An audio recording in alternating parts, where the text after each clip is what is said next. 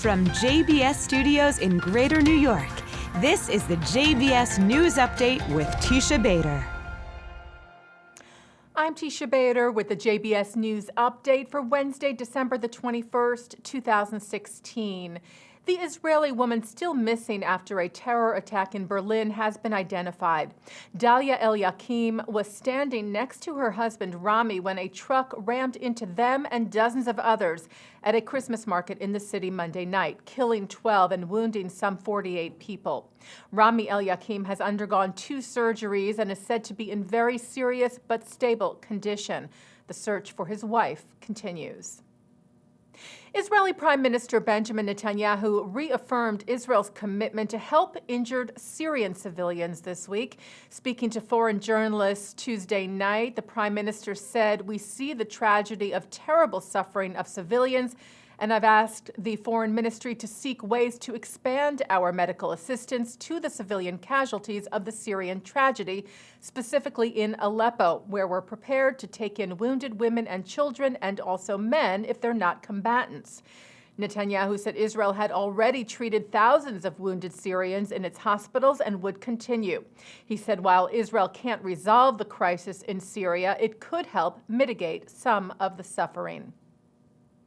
For the first time ever, a sitting member of Israel's Knesset may be stripped of his immunity to allow for possible indictment and arrest. 15 members of the Knesset House Committee unanimously voted today in favor of a motion to charge Joint Arab List party member Arab-Israeli Basil Gattas with security breaches, including smuggling cell phones to Palestinian prisoners serving time in Israeli jails. Israel's Attorney General Avichai Mandelblit said Gattas admitted to the allegations against him and that there was sufficient evidence to indict. Gattas is accused of sneaking cell phones and secret notes to 2 Palestinian prisoners, one of whom is Walid Daka, who murdered an IDF soldier in 1984. According to Ynet, Gattas now has 24 hours to say that he is renouncing his immunity. If he does not do so, the Knesset will convene tomorrow to vote again on the matter. Gattas is reported to have said in his admission that his actions were out of humanitarian and moral activism. Former Israeli President Moshe Katsav was released from prison today. Katsav served 5 years out of a 7-year sentence for rape.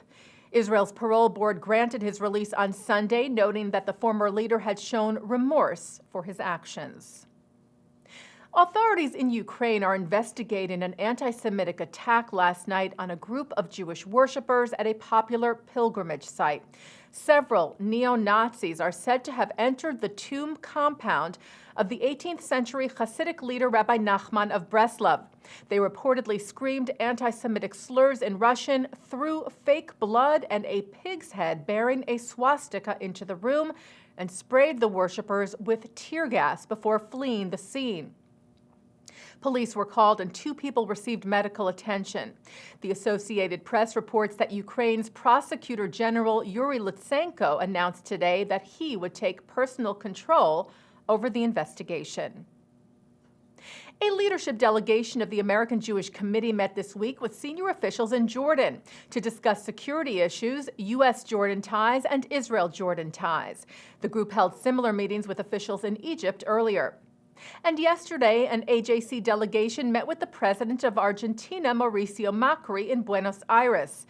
AJC CEO David Harris led the group, who, among other issues, discussed deepening Argentinian-Israel ties and the legacy of the 1992 and 1994 terror attacks against the Israeli embassy and Jewish center in Buenos Aires, as well as the circumstances of the unresolved death in 2015 of Special Prosecutor in the Jewish Center attack, Alberto Nisman.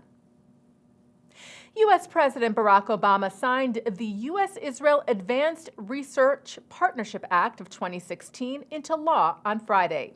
The bipartisan legislation aims to strengthen cybersecurity research and development efforts between the U.S. and Israel.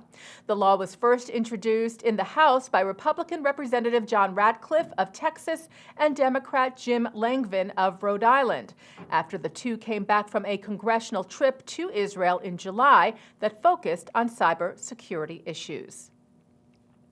And taking a look now at our programming for tonight on JBS for Wednesday, December the 21st. At 7 o'clock, it's From the Aleph Bet. At 7:30, 3 mayors are honored by the American Jewish Committee. At 8, April Baskin of the Union for Reform Judaism and Jillian Cameron of Interfaith Family Boston talk about Jewish diversity from the Jewish Federation of North America's General Assembly. Then at 9 o'clock, Mark Golub sits down for part 1 of an interview with former National Director of the Anti-Defamation League, Abe Foxman, who reflects upon his story of survival during the Holocaust on L'chaim. At 10, journalist David Gregory and author Abigail Pogrebin discuss being Jewish with Rabbi Elliot Cosgrove.